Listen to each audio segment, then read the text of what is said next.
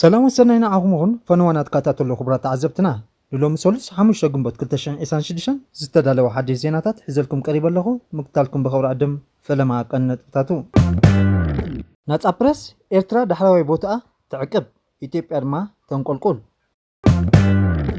መቐለ ኣብ ከባቢ ቤት ጽሕፈት ምምሕዳር ኖትጉ ተሰሚዑ ሱዳን ንኢትዮጵያን ኢማራት ዓረብን ከሲሳ ኢማራት ዒላማ ሚሳይላት ኢራን تخون سرايت أمريكا نجلابو إيران يتكا سرعة حرنت بزعبا فتنا مسبار عطوا متصابو هرموز بوتين بسنك سقات ساتا تريش سقوم تغوصد مخانو أفليتو إذن كالأن بزرز حجركم كأربي كتكاتاتو لنبخبر عدم أبزي ما عتنات إنات برس عالم زوات حدش تسابتساب كم زمالكتو إرترا بعالم كابزلوها 280 هاجرات نات إنات برس بمعفن أبتستحات مودة أتا درجة 280 كم 280 تسرعة تركب اتي بتكال دوب ألبو غازيتينياتات RSF زوات أنا كتشحن إسان شدش ملكي إيرتران غازيتينياتات كاب زخون أو غزي نلعلي حدا جنيان عطوتن هاجر كوينا خمزلا ينتصر كام مسكرم كتشحن حدا جميرو كل الناس غازيتينياتات مسئيتات تعطين غازيتينياتات دما نابيت ما أسرتي توسيدهم نعيسان حموشن عمتات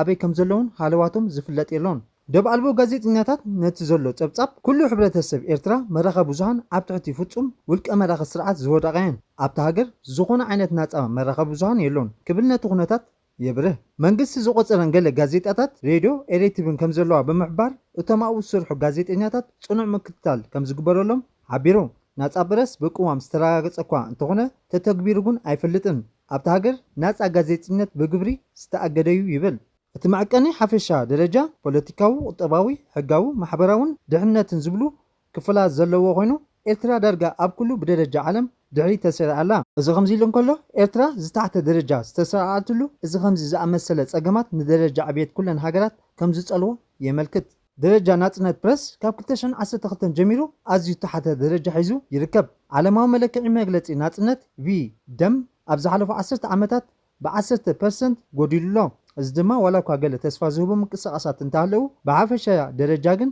ناتنت بريس ياسكم زلو زملكتيو اب إرترا زلو ناي غازيطينت كونتات اب كل عالم فلوت زغبرو اتم غازيطيناتات نا 10 عامتات بزي فردي مؤسارومي صبصاب دوب البو غازيطيناتات كم زغلصو بريزنت إساس أفورقي اب 2009 اب زغبرو قال محتت بزاباتي إرتراو شو ودناو غازيطينا داويت إساق نحنا عين فتحون إنا نافدون أيكقربنيو كبت تزاريبوني ريو سرعات قبل الزيناتات حبريتاتات فوتسون قصصر اللو التحبيتا بمستي زحزن امونغو ابالاتو منغستون كي ترفا حبريتا كم زي زرغح زغبرن بريزنت إساس أفورقي زلو سغات او نتو خناتات زياده يغاددو خبل يغلص كم بعل داويت امانويل اسرات داويت هابت ميكائيل سعيد عبد القادر زامسلو بزحات غازيتنياتات كاب كتشن حدن اتحيزوم مسدا بيتهم كي ترخبو نابيت فدو كيقربون اب اسقا خناتات تاثيروم يركبو زرزراو معقنيتات كم زريو إرترا أبدرجا كله عودتات مالت بوليتيكاو 180 قطبا 180 حقاو 180 تصتاو 180 زل على ناي سقات أهازات حيزات ركب بتماساسالي سمين كوريون أبوليتيكاو 177 قطباو 178 كمون حقاوي 174 معك أنا مسي إرترا عزيز قرارب دخون وطيت أمزجبا بفلاي أم حبروا معك أني سمين كورا 180 كاب إرترا 278 بستجدده استعهز درجة حزلا اتتكال أبطب صباو خناتات ناتنت برس أب تحت سارة زركب هاجرات أزيو أسكا في درجة 5 زبطها يحبر حاله هاجرات نازوبا بسنك بوليتيكاون زي مرقان استراتيجيكاو تقطتات أم ناتنت مرخب بزهن عبد حرت يرئي 5 لوا أتنكيو أبي إثيوبيا استمزجبا كوناتات ناتنت برس مستأبتها جزولو بوليتيكاو زي مرقا استأساسر مغانو بمغلات أنصار غازيتينياتات زتفلالي سقومتات وسوت كم زلو ني ديموكراسياو غعزو تهاجر عبي انقفات كم زخونه حبيرو ابز حلف عامت 145 زنبرت إثيوبيا ابز حدش ابصاب كم 180 هاجرات مبل 148 كم تسرعت أملكتو أبتصبصب حدا قول حسترأي ملكعي درجة دحنت سيكوريتي اندكتر اتهاجر كوينو كم 180 هاجرات مبل 297 بمزقاب انقل كلا ازدما ابتهاجر درجة فرحي زيقاتات عبو خمزلو زملكتيو بسنك الناس أبزمت زلو هوا برس بزحت غازيتيناتات كاب تهاجر وطيم يوم كاب أدي ستاندرد زا مسألة دما فقط صراحة أجدا أبالاتن نبايت ما أسرتي تقالعهم أب سودانون بسنك زلو قصالو خينات ناتسنت مراخ بوزهن أزيو أسكا في درجة يركب أب تهاجر تصنح ناس من قصاص زينا يلون مبزحتهم غازيتيناتات كسدود تجديدهم اتقطبان قلولون ድማ ንህልውና እቲ ዝተረፈ ናፃ ትካላት ዜና ዝያዳ ኣዳኺሞን ከም ዘሎ ይሕበር። መበል 161 ዝተሰርዐ ሱዳን ኣብ ደረጃ ድሕነት ድማ መበል 172 ትርከብ። ብሓፈሻ ኣብ መላእ ኣፍሪቃ ጋዜጠኛታት ንሞያዊ ስርሖም ዘሰናኽሉ ዝተፈላለዩ ስጉምቲ የጋጥሞም ምህላው ኣተሓሳሲቡ። ስርዓተ ሕጊ መብዛሕትአን ሃገራት ኣፍሪቃ ናጽነት ፕረስ ዘረጋግጽ ይመስል እምበር ኣብ ግብሪ ግን ኣዝዩ ዝተፈለየ እዩ። ሓያሎ ጋዜጠኛታት ብዘይፍርዲ ይእሰሩ፣ ግፍዒ ይፍጸሞም ኣሎ። ኣብ መንጎ መንግስትን ናጻ መራኸቢታት ብዙሃንን ዝግበር ዘተ ኣዝዩ ዝተሓተ ደረጃ በፂሑ ይርከብ ኢሉ። ኣብ ከተማ መቐለ ናብ ቤት ጽሕፈት ምምሕዳር ክልል ትግራይ ኣብ ዝወስድ ጽርግያ ነድግሆ ከም ተሰምዐ ጸብጸባት ዓቢሮም። እቲ ትማሊ ምሸት ከባቢ 8 ፈረቓን ዝተፈንጀረ ናይ ኢድ ቦምባ ምዃኑ በቲ ዝተረኽበ ኣሰር ቀለቤት ከም ተረጋገጸ ቤት ጽሕፈት ፖሊስ ከተማ መቐለ ንቢቢሲ ገሊጹ። ኣብ ሰብ ዝበጽሕ ሓደጋ ከም ዘየለ ዝገለጸ ፖሊስ መበገሲ እቲ ፍንጀራ ንምፍላጥ የጻሪ ምህላው ይገልጽ። ኣብ ሰዓት እዚ ኣብቲ ከባቢ ገለ ዕጡቓት ጥቡቕ ሓለዋ ኣብ ምክያድ ይርከቡ። ብሰንኪ ኣብ መንጎ ፕረዚደንት ግዜያዊ ምምሕዳር ጀነራል ታደሰ ወረደን ሕወሓትን ምትፍናን ተፈጢሩ ኣብ ዘለውሉ እዋን ምዃኑ እቲ ነድጉ ስምባደ ክፈጥር ተኽእሎ ኣሎ። ሕወሓት ስልጣን ናብ ቅድሚ ኩናት ትግራይ ዝነበረ ብሕወሓት ዝምራሕ መንግስቲ ክምለስ ክጠልብ እንከሎ ኣብዚ ቀረባ እዋን ብቀዳማይ ሚኒስተር ኣብይ ኣሕመድ ስልጣኑ ዝተናውሓሉ ጀነራል ታደሰ ብወገኑ ንድሕሪት ምልስ ኣይደልን ብምባል ተቃውሞ ኣነፂሩ ኣሎ። ገለ ምንጭታት ሎሚ ንቢቢሲ ኣብ ዝሃበሮ ሓበሬታ ቅድሚ ኩናት ትግራይ ዝተመረፀ ክልላዊ ባይቶ ጽባሕ ብዕሊ ከም ዝስየም የመልክት። ማእከላይ ኮሚቴ ውድብ ሕወሓት ቅድሚ ሒደት መዓልታት ኣብ ከተማ ኣኽሱም ኣብ ዘካየዶ ኣኼባ ስምምዕ ሰላም ፕሪቶርያ ከም ዝፈረሰ ብምግላጽ ዕድመ ግዜያዊ ምምሕዳር ከም ዘበቅዕ ገሊጹ ምንባሩ ይዝከር። ከም ውፅኢቱ ድማ እቲ ብሰንኪ ስምምዕ ተወንዚፉ ዝጸንሐ ብህዝቢ ዝተመረፀ መንግስታዊ ክልል ትግራይ ክምለስ ምዃኑ ኣፍሊጡ ነይሩ እዩ። ካብዚ ብምጋስ ነቲ ነበር ባይቶ ክልል ትግራይ ጽባሕ ብወጋ ኣኼቡ ኣብ መቐለ ንምጅማር ኣባላት እቲ ባይቶ ንመቐለ ኣትዮም ክሓድሩ ከም ዝተገበሮም ቢቢሲ ዝረኸቦ ሓበሬታ የረድእ።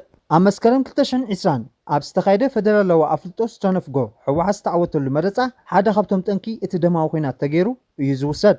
ሕወሓት ንስጉምቲ ንምውሳድ ንጀነራል ታደሰ ብሓይሊ እንተኣልይዎ ብወገን ፌደራል መንግስቲ ክወሃብ ዝኽእል ምላሽ እንታይ ክኾን ከም ዝኽእል ሻቐሎ ዝፈጥር ኩነታት ኮይኑሎ። ምስ ሕወሓት ዘይተቐደወን ካብቲ ውድብ ተፈንጭሉ ዝወፀን ፕረዚደንት ግዜያዊ ምምሕዳር ትግራይ ዝነበረ ኣቶ ጌታቸው ረዳ ተመሳሳሊ ኣገባብ ካብ ስልጣኑ ተደፊኡ ናብ ኣዲስ ኣበባ ከም ዝወፀ ይዝከር እዩ። ሱዳን ኢትዮጵያን ኢማራትን ኣብ ማዕርፎ ነፈርቲ ካብቶም ሓዊሱ ኣብቲ ሃገር ዝተኻየደ መጥቃዕቲ ሰብ ኣልቦ ነፈርቲ ኢድ ኣለዎን ክትብል ከሲሳ። እተን ሰብ ኣልቦ ነፈርቲ ካብ ኢትዮጵያ ማዕርፎ ነፈርቲ ባህር ዳር ተበጊሰን ደብዳብ ከም ዝፈጸማ ድማ ጭቡጥ መረዳእታ ኣለኒ ክትብል ሱዳን ሓቢራላ።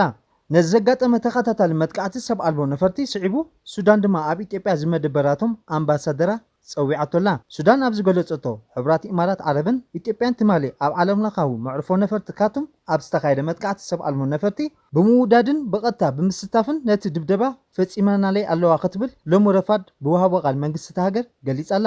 ትማሊ ሰዮኒ ንቐንዲ መዕርፎ ነፈርቲ ርእሰ ከተማ ሃገር ካርቱም ሓዊሱ ኣብ ብርክት ዝበሉ ከባቢታት ኣብ ልዕሊ ብርክት ዝበሉ መንበሪ ከባቢታትን ወተሃደራዊ ትካላትን ዕላማ ዝገበረ ደብዳብ ድሮን ተፈጺሙ እዩ። ሚኒስተር ጉዳያት ወጻኢ ሃገርን ወሃቢ ወተሃደራዊ ቃልን ሎሚ ሰሉስ ንጎ ኣብ ዝሃበዎ ሓበራዊ ጋዜጣዊ መግለጺ ኣብቲ ስርሒት ተሳተፉ ሰብ ኣልቦ ነፈርቲ ካብ ኢትዮጵያ ማዕርፎ ነፈርቲ ባህር ዳር ከም ተበገሳ ጭቡጥ መርትዖ ከም ዘለዎም ብምግላጽ ሱዳን እዚ ጉዳይ ብቐሊል ከም ዘይትረዮ ገሊጾም ኣለው።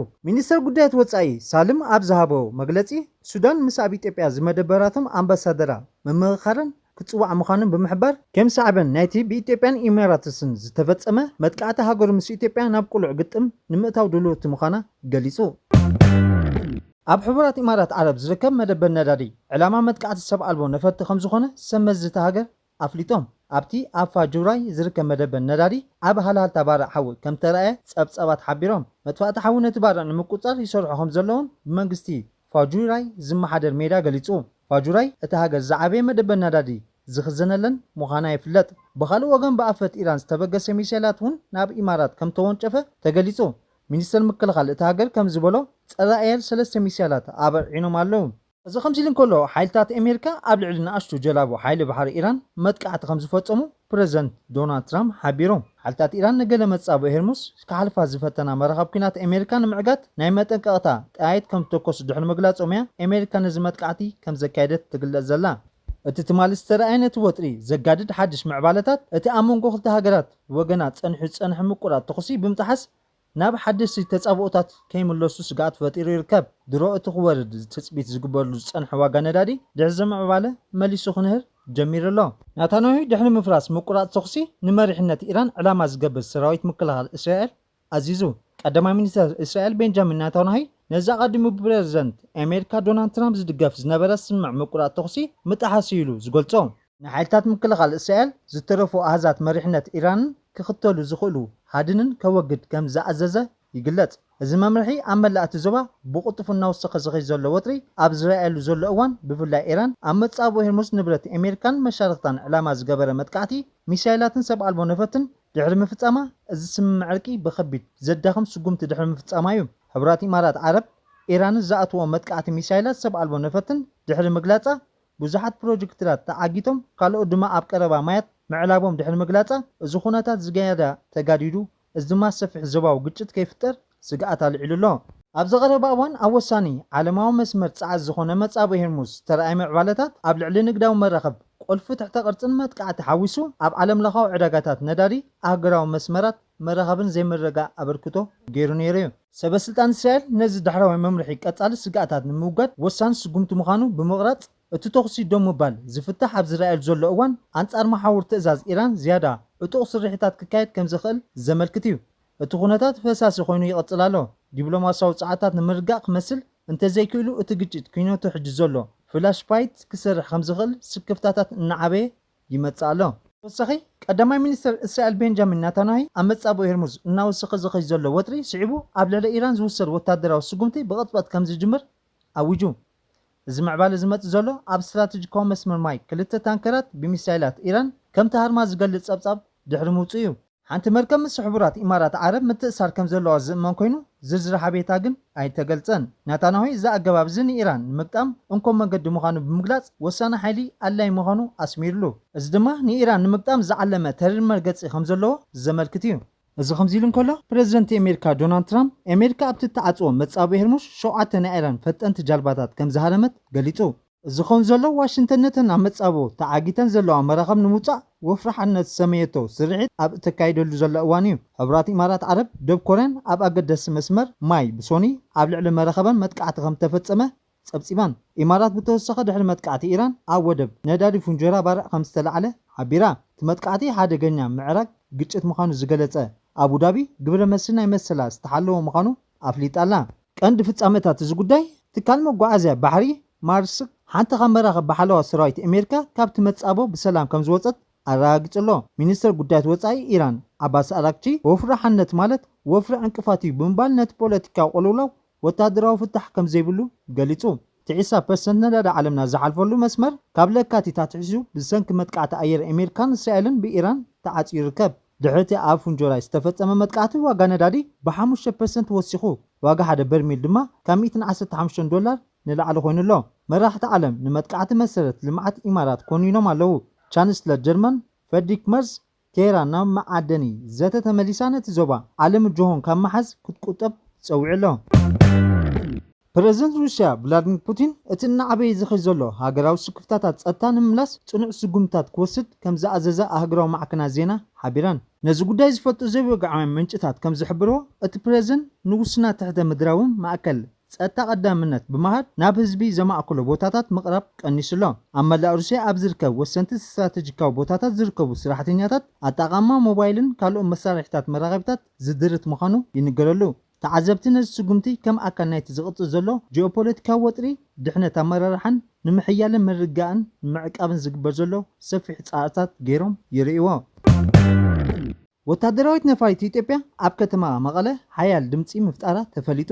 እተን ክልተ ኮና ከም ዘይክእላ ዝተገመታ ነፈርቲ ኣብታ ከተማ ብሓያል ድምፂ ተዓጂበን ዝኾነ ጉድኣት ከየብፅሓ ከም ዝተመልሳ ተፈሊጡሎ። መቐለ ድሕሪ 2 ዓመትን እፎይታ ምፍጣራ ውዕሊ ፕሪቶርያ ዳግማይ ድምፂ ነፋሪት ውግእ ሎሚ ምስማዓ ጀሚራላ።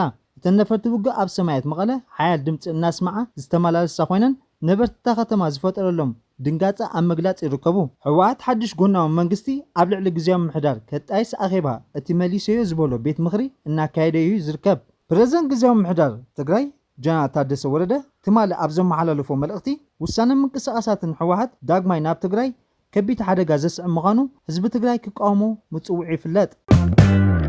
ልዑል ወራሲ ዓራት ስዑድ ዓረብ መሐመድ ቢን ሳልማን ምስ ፕሬዝደንት ኢማራት ዓረብ መሐመድ ቢን ዛይድ ኣልናሃያ ብምዝራብ ኢራን ኣብ ልዕሊ ኢማራት እትፍጽሞ ዘላ እኩይ መጥቃዕቲ ብትሪ ብምኹናን ነጸታ መርጋ ነቲ ዞባ ስዑድ ዓረብ ሙሉእ ደገፍ ከም እትህብ ልዑል ዘውዲ ደጊሙ ኣረጋጊጹሎ።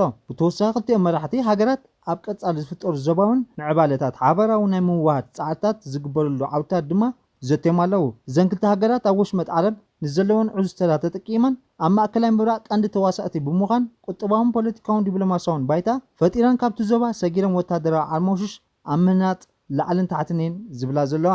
ክቡራት ተዓዘብትና ናይ ሎሚ ነበረ መደባትና እነዚህ ይመስል ቁጥፉን እዋናውን ሓበሬታ ክትረኽቡ ላይክ፣ ሼር፣ ኮመንት፣ ሳብስክራይብ ክትገብሩ ብኽብሪ ዕድም ሰሰና እዩ።